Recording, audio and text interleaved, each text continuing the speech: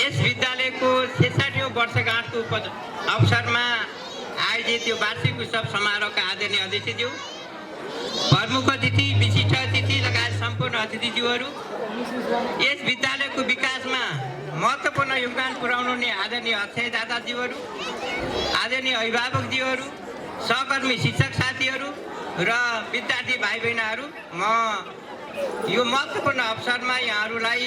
विजय माध्यमिक विद्यालयको तर्फबाट र मेरो व्यक्तिगत तर्फबाट यहाँहरूलाई न्यानो आह्वान टक्राउँछु, स्वीकार्नुहोस्। सर्वप्रथम त यो महत्त्वपूर्ण अवसरमा हाम्रो विद्यालयलाई आमन्त्रण गरेर यो महत्त्वपूर्ण कार्यक्रममा सहभागी हुने अवसर प्रदान गर्नुभएकोमा म विद्यालय परिवार, मुख्यतः विद्यालय व्यवस्थापन समितिका अध्यक्ष र प्रधानाध्यापकलाई हृदयदेखि नै मेरो व्यक्तिगत र विद्यालयको तर्फबाट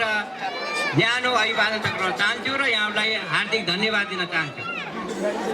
र यो महत्त्वपूर्ण अवसरमा म यो विद्यालयको स्थापना कालदेखि यो विद्यालयलाई यहाँसम्म ल्याइ पुर्याउनको निम्ति अहोरात्र खट्नुहुने समाजसेवी, बुद्धिजीवी लगायत सम्पूर्णलाई यस महत्त्वपूर्ण अवसरमा म स्मरण गर्न चाहन्छु। यहाँको योगदान, यहाँको त्याग, यहाँको समर्पणको कारणले यो विद्यालय यहाँसम्म आइपुगेको कुरा यहाँहरूलाई पुनः स्मरण गर्न चाहन्छु। र सँगसँगै यो महत्त्वपूर्ण कार्यक्रममा आज विभिन्न विधामा पुरस्कृत हुने विद्यार्थी भाइ बहिनीहरू, उत्कृष्ट शिक्षकको रूपमा सम्मानित हुने आदरणीय सहकर्मी शिक्षक साथीहरू, अक्षयदाताहरू र सम्पूर्णलाई म हृदयदेखि नै बधाई तथा धन्यवाद दिन चाहन्छु। म मेरो पेसागत जीवनको अवसरमा ज्ञान प्रकाश माध्यमिक विद्यालय धेरै नजिकबाट निहालिरहेको विद्यालय हो। जति बेला म शिक्षण पेसामा भर्खरै प्रवेश गरेको थिएँ 63-64 सालतिर,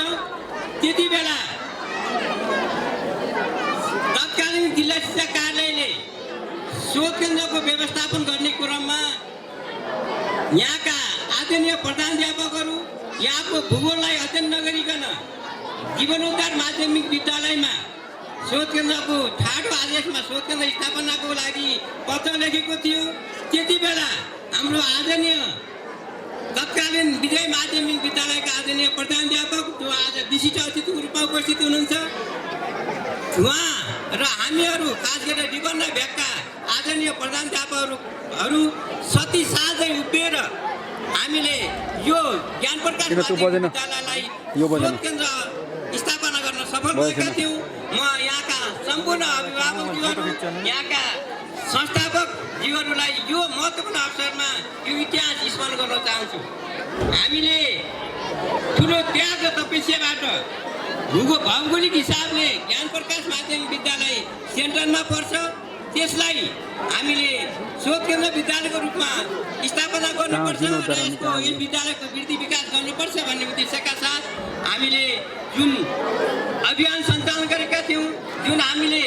एउटा सही अडान लिएका थियौँ, त्यसमा हामी सफल भएका थियौँ। यो कुरा पनि म यो महत्त्वपूर्ण अवसरमा यहाँहरू सबैसित अनुभव सेयर गर्न चाहन्छु।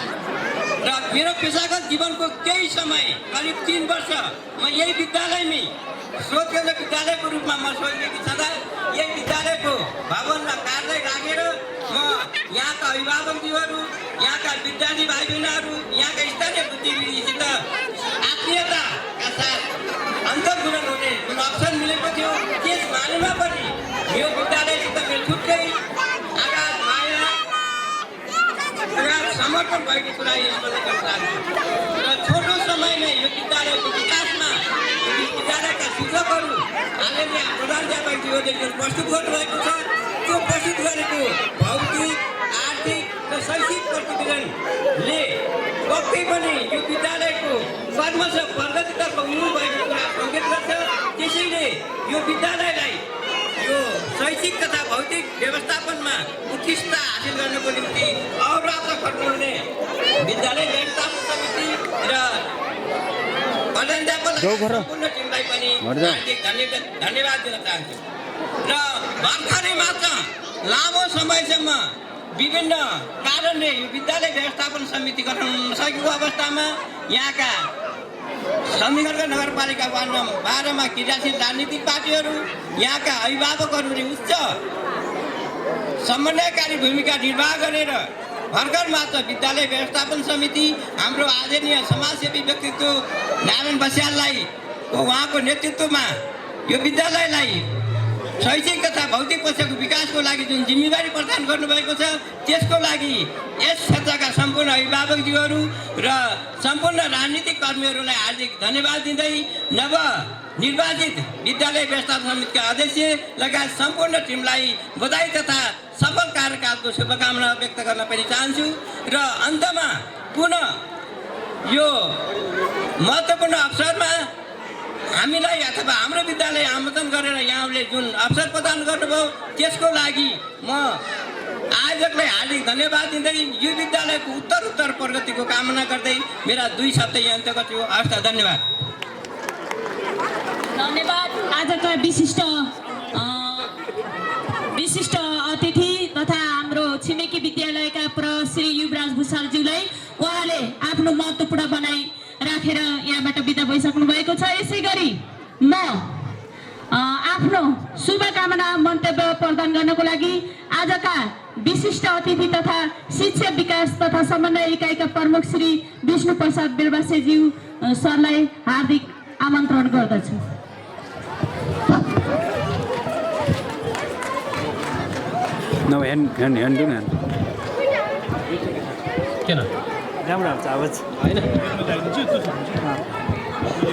धन्यवाद छ कार्यक्रम सञ्चालक सर म्याडम दुवैजनालाई। यो 66औं वार्षिक उत्सव तथा अभिभावक भेला समारोहका अध्यक्षज्यू, आजका प्रमुख अतिथि नगरपालिकाका प्रमुखज्यू, सम्पूर्ण विशिष्ट अतिथिज्यूहरू, यस कार्यक्रमका सम्पूर्ण अतिथिगणहरू, अक्षय कोषदाताहरू, यस कार्यक्रमलाई भव्य र सभ्य रूपमा अगाडि बढाउनको लागि उपस्थित हुनुभएका सम्पूर्ण अभिभावकज्यूहरू, छिमेकी विद्यालयका प्रधानाध्यापक तथा प्रतिनिधिज्यूहरू, यस विद्यालयका प्रधानाध्यापक लगायत सम्पूर्ण शिक्षक स्टाफज्यूहरू र प्यारा विद्यार्थी भाइ बहिनीहरू, यस विद्यालयले आज 66औं वार्षिक उत्सवको समारोहमा उपस्थित गराए यस विद्यालयले गरेका वार्षिक वर्षभरिमा गरेका रचनात्मक तथा सृजनात्मक गतिविधिहरूको प्रस्तुतीकरण र जानकारी गराउने जुन एउटा अवसर दिनुभएको छ, त्यसमा म विद्यालयको प्रधानाध्यापक लगायत सम्पूर्ण विद्यालय परिवारप्रति हार्दिक धन्यवाद दिन चाहन्छु। र सर्वप्रथम आजको यस कार्यक्रममा विभिन्न विधामा शैक्षिकतर्फ अथवा खेलकुदतर्फ विभिन्न विधामा पुरस्कृत हुने सम्पूर्ण विद्यार्थी भाइ बहिनीहरूलाई हार्दिक बधाई, शुभकामना र आगामी दिनमा अझै आजको जस्तै अझै प्रगतिले निरन्तरता पाओस् भन्ने भन्न चाहन्छु। र विद्यार्थी भाइ बहिनी आगामी दिनहरूमा विद्यालयले गरेका विभिन्न गतिविधिहरूमा सहभागिता भई पुरस्कृत हुनेछन् भन्ने पनि म सम्पूर्ण विद्यार्थी भाइ बहिनीलाई शुभकामना दिन चाहन्छु। र आजको कार्यक्रममा पुरस्कृत हुनुहुने सम्पूर्ण शिक्षकज्यूहरूलाई म विशेष धन्यवाद दिन चाहन्छु। यसैको नतिजामा आफ्नो विषयमा 4 GPA ल्याई नतिजा ल्याउन सफल हुने सम्पूर्ण शिक्षकहरूलाई जुन विद्यालयले एउटा प्रोत्साहन स्वरूप एउटा पुरस्कृत गर्नुभएको छ, पुरस्कृत हुनुहुने सम्पूर्ण शिक्षकहरूलाई म धन्यवाद दिन चाहन्छु। र आगामी दिनमा अब यस वर्षको अब 2081 सालको यसै नतिजामा सम्पूर्ण माध्यमिक तहमा पढाउनु हुने विषयका सरहरूलाई सम्पूर्ण सरहरूले पनि आफ्नो विषयमा 100% 4 GPA ल्याई यस विद्यालयले 100% नतिजा ल्याउनेछ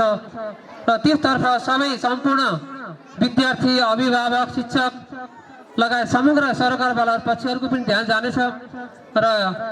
यस विद्यालयले 100% नतिजा सहित उत्कृष्ट नतिजा हासिल गर्न सफलता मिल्नेछ भन्ने पनि म सबैलाई शुभकामना दिन चाहन्छु। र हरेक गतिविधिहरू हेरी यस विद्यालयमा विद्यार्थीको अनुशासित, अभिभावकहरूको साथ सहयोग र विश्वास र सम्पूर्ण टिचरहरूको शिक्षक गुरुहरूको अत्यन्तै लगाव निष्ठा र समर्पणको भावले गर्दा नै यस विद्यालय विभिन्न अवरोध पार गर्दै यस अवस्थासम्म आएर एउटा उत्कृष्ट नतिजा दिन सफल भएको कुरा आज मैले विद्यालयका प्रधानाध्यापकज्यूबाट प्रस्तुत गरेको प्रतिवेदनबाट पनि जानकारी लिएँ। हामीले माध्यमिक तहमा विषयका दरबन्दी दिन सकेका छैनौँ। जम्मा 3वटा दरबन्दी राजसहितको 3वटा दरबन्दीबाट पनि नियमित तहको शिक्षकज्यूबाट पढाएर पनि एउटा 4 GPA ल्याएर एउटा उत्कृष्ट नतिजा दिन सफल हुनुभएको छ।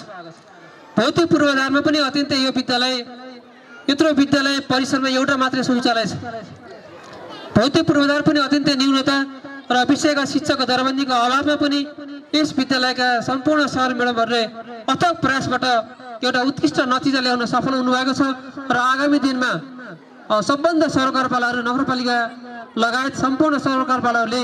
यस विद्यालयको भौतिक पक्ष र शैक्षिक पक्षलाई अझै अगाडि कसरी बढाउन सकिन्छ भन्ने तरिकाले लाग्नुहुनेछ पनि भन्न म चाहन्छु।